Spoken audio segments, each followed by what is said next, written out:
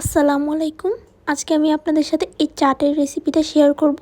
এই চাটটা আমি পুরো একেবারে নিজের মতো করে বানিয়েছি। আমার মাথায় যা যা এসেছে তা দিয়ে এটাকে আমি বানিয়েছি। খেতে প্রায় চটপটির মতনই, কিন্তু এটা আসলে অনেক বেশি মজার ছিল। একবার হলে ওটা বানিয়ে দেখবেন। এখানে আমি 1 কাপ মসুরের ডাল সিদ্ধ দিয়ে দিয়েছি। এই মসুরের ডালটা যখন প্রায় সিদ্ধ হয়ে যাবে, কালারটা সুন্দর আসার জন্য আমি এখানে দিয়ে দিচ্ছি সামান্য একটু হলুদ। এখানে আমি একটা পাতিলের মধ্যে তেল বসিয়ে দিয়েছিলাম, তার মধ্যে এখন আমি চিকেনটা দিয়ে দিয়েছি। ছোট ছোট করে চিকেনটাকে কেটে নিয়েছিলাম। আর এই চিকেনটা দেওয়াতেই কিন্তু এর টেস্টটা আরও অনেক বেশি ভালো এসেছিল। এখন আমি চিকেনের মধ্যে দিয়ে দিচ্ছি সামান্য একটু স্বাদ মতো লবণ, তারপরে দিয়ে দিচ্ছি মরিচ, 1/2 চা চামচ শুকনো মরিচ দিয়েছি, তারপরে দিয়েছি সামান্য একটু গোলমরিচ, তারপরে দিয়ে দিলাম গিয়ে সয়া সস। এখন এগুলোকে কিছুক্ষণ ভালোভাবে নাড়িয়ে চাড়িয়ে নিয়ে আমি হালকা করে ভেজে নিব। চিকেনটাকে বেশিক্ষণ ভাজলে কিন্তু এর ফ্লেভারটা পুরো নষ্ট হয়ে যায়, তাই আপনারা বেশি ভাজবেন না আর চুলার আঁচটাকে মিডিয়াম করে রাখবেন। আমার চিকেনটা এখানে প্রায় ভাজা হয়ে গিয়েছে। এখন আমি এটাকে নামিয়ে এক সাইডে রেখে দিব।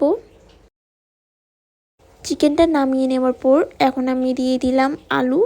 আমি এই আলুগুলোকে একটু বক্স করে কেটে নিয়েছি, এগুলো সাইজে একটু বড় রেখেছি।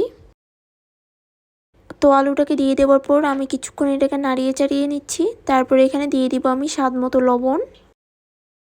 তারপরে দিয়ে দিলাম একটু কালারটা সুন্দর আসার জন্য সামান্য একটু করে হলুদ গুঁড়ো। আর দিয়ে দিলাম সামান্য একটু শুকনো মরিচের গুঁড়ো। তারপরে আবারও আর একটু দিয়ে দিলাম সামান্য একটু গোলমরিচের গুঁড়ো। এগুলো দিয়ে দেওয়ার ফলে আলুটার থেকে অনেক সুন্দর একটা ফ্লেভার আসবে। এখন এই আলুটাকে আমি একটু ভালোভাবে ভেজে নিব। আলুটা এখানে আমার ভাজা হয়ে গিয়েছে। এখন আমি এটাকে এক সাইডে রেখে দিব। এখানে আমি একটা তেল বসিয়ে দিয়েছি। আমি এখন এখানে ভেজে নিব সমুচার শিটগুলো। আমি এগুলোকে একটু লম্বা লম্বা করে কেটে নিয়েছি।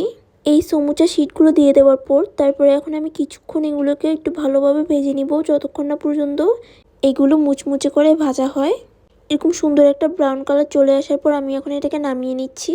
আমি এখন একটা বাটির মধ্যে নিয়ে নিয়েছি তেঁতুলের টক।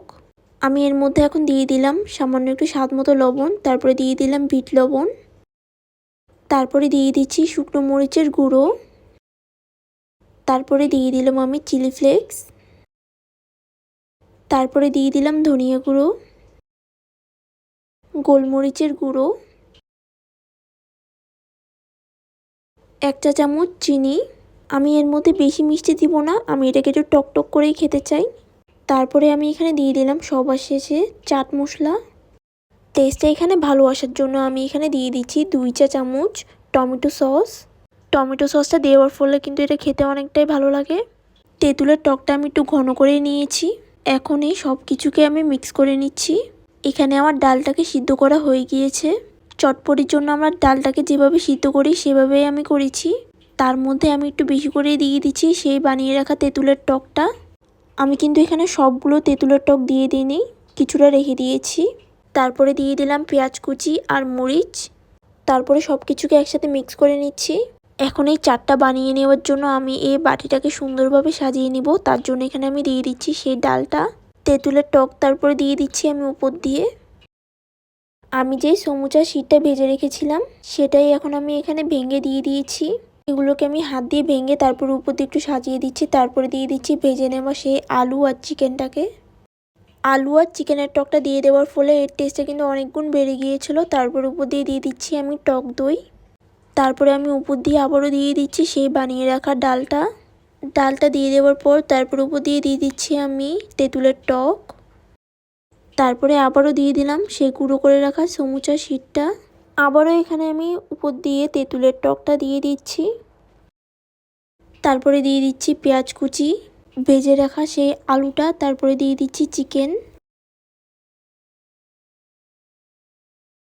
তারপরে আবারও উপরে তেঁতুলের টকটা দিয়ে আমি আবারও এখানে টক দইটা দিয়ে দিচ্ছি।